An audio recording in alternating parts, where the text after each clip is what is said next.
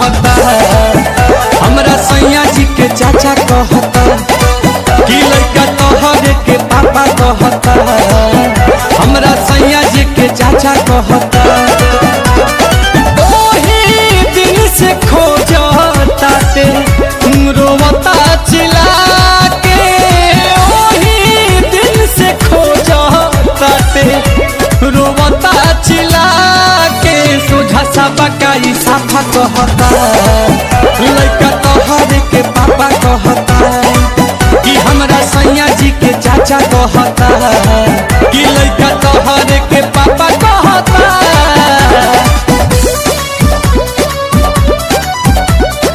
Music by Priyanshu Singh.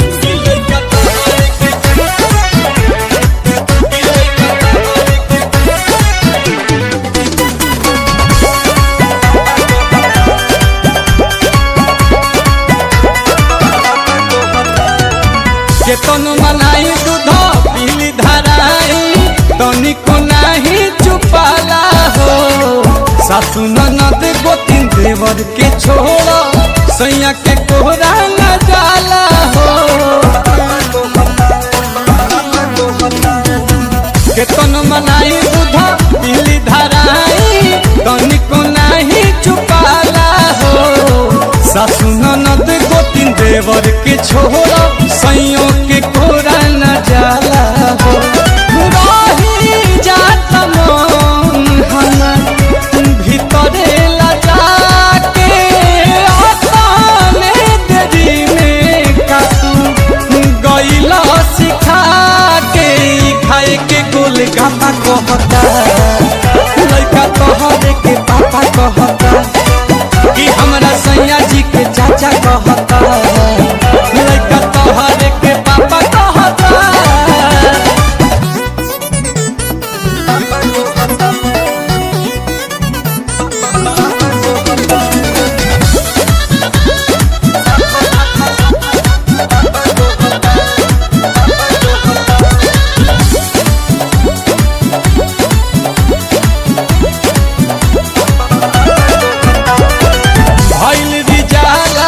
नैहर वाला लागता कि भेद खोलवाई हो।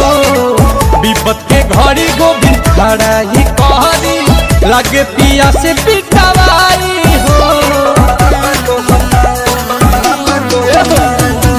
भइल रिजाला नैहर वाला लागता भेद खोलवाई हो। विपत के घड़ी रोशन खड़ा ही कहरी लागे पिया से पिटवाई हो। लवले आशुतोष बाई गजबे के धान सुनाते पताई जाला नीलकमल के गाना।